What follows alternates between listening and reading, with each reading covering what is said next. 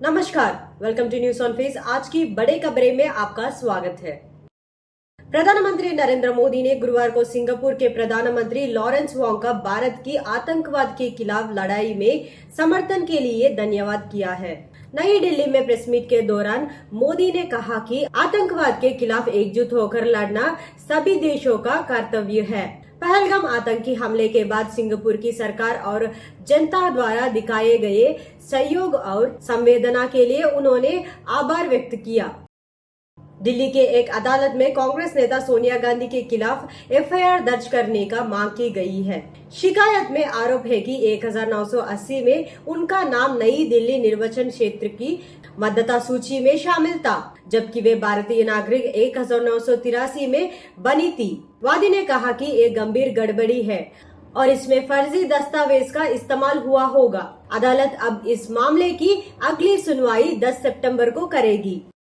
मणिपुर में हालात सामान्य करने के लिए गृह मंत्रालय, राज्य सरकार और कुकीज़ू समूह ने नया शांति समझौता किया है। पीएम मोदी की संभावित यात्रा से पहले ये बड़ा कदम माना जा रहा है। इसी बीच जीएसटी काउंसिल ने 2017 के बाद का सबसे बड़ा कर सुधार किया है, जो 22 सितंबर से लागू होगा। उधर पश्चिम बंगाल विधानसभा में हंगामा हुआ जब मुख्यमंत्री ममता बनर्जी ने बीजेपी को एंटी बंगाली कहा। इस दौरान बीजेपी मुख्य संचेतक शंकर घोष को सदन से निलंबित कर दिया गया।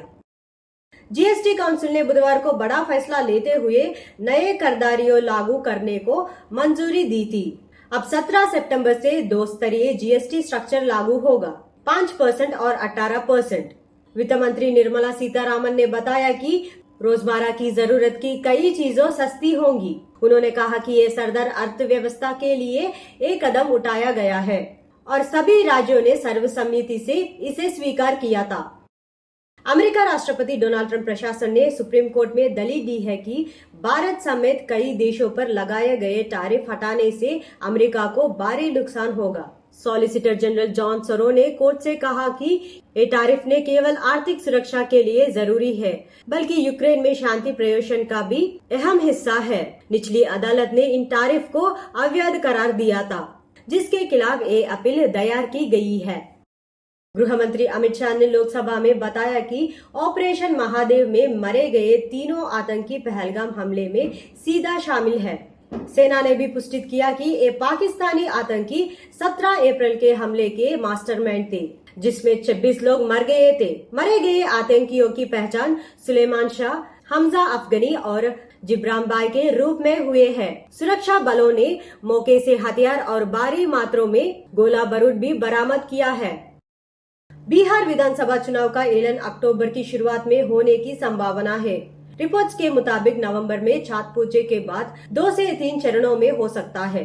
वोटों की गिनती 15 से 20 नवंबर के बीच होगी और 17 नवंबर तक पूरा चुनावी प्रक्रिया खत्म करने का लक्ष्य है। इस बार एनडीए और आईएनडीए गठबंधन आमने सामने होंगी।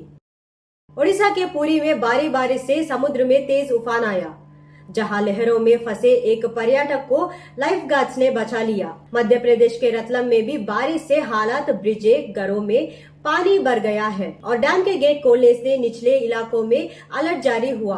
कारगोना में पुल से गिरी कार के 4 लोग बाल बाल बचे थे। बाराबंकी में छात्रों पर हुए लाठीचार्ज और मंत्री ओपी राजभर के बयान को लेकर लखनऊ में छात्रों का गुस्सा बढ़ गया है। एबीवीपी और छात्र पंचायत के कार्यकर्ता सड़कों पर उतर आया है। आरोप है कि रामस्वरूप यूनिवर्सिटी में बिना मान्यता की एलएलबी कोर्स चल रहा था और विरोध करने वालों पर पुलिस ने लाठीचार्ज किया। इसके बाद ओपी राजभर ने छात्रों को गुंडे कहा, जिससे आक्रोश और बढ़ गया।